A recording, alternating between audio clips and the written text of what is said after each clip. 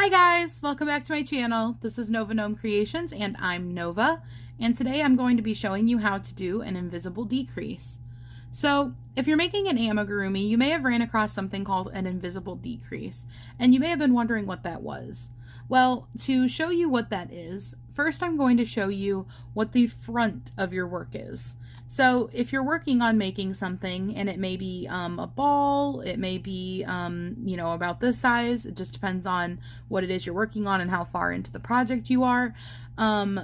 You might be working on it like this, especially if your hook is on this side of your project and it's kind of cupping up and it's on this side of the project instead of the front, then you actually have it inside out, at least by general standards. You can obviously always put your work facing any way you want to. It's up to you, but this is considered to be the outside.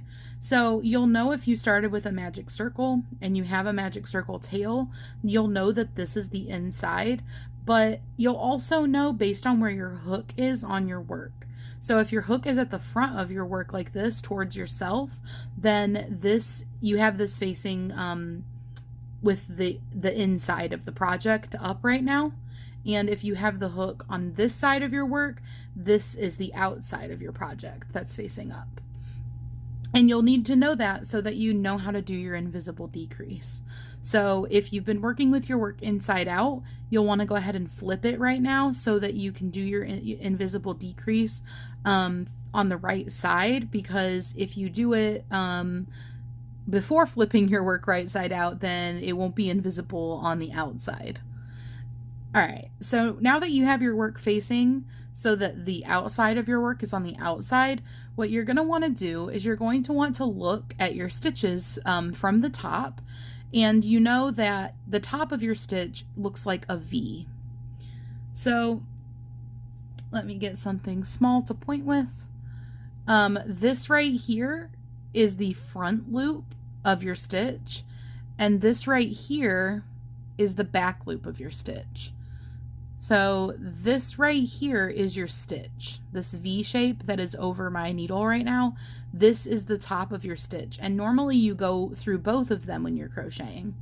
But if you're doing an invisible decrease, which a decrease is when you work two stitches together, if you're doing an invisible decrease, you're only going to be working with the front loop. So you're only going to be working under this front loop, and you're going to leave this back loop, which is this one. So to show you what that looks like, you're going to only go under the front loop with your crochet hook, just like this. And then you're actually going to go under the front loop of the second stitch also, because in a decrease, you are working two stitches together. So only the front loops of both of them, and then you yarn over your hook, and then you pull through both of those loops, and then you yarn over again, and you pull through both of the loops that are on your hook now. And that gives you an invisible decrease because you can see from the front that it doesn't look like you did anything. And that's because in the back, you have those two stitches you didn't pick up. So hopefully that makes sense. I will show you again. So to do an invisible decrease, you're going to yarn under the first stitch's front loop, and then you're going to do the same for the second one, so that you have both stitches front loops on at the same time, and then you yarn over and you pull through both of those stitches, and then you yarn over one more time and you pull through both of those, and that is an invisible decrease.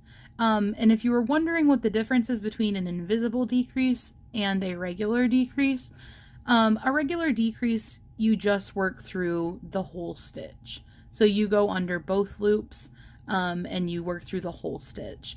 And you'll notice that it leaves a kind of a knot almost. And you can definitely see this on amigurumi. So you don't want to decrease this way on amigurumi, or you're going to have like a little knot. It leaves a little bit of gapping. It just won't look all nice and uniform with the rest of your stitches. And so that's why you would use the invisible decrease. I hope you found that helpful. If you did, please leave a comment below, and thank you so much for tuning in. I hope you'll give this video a thumbs up and subscribe for more content. I'll see you guys on the next video. Bye guys!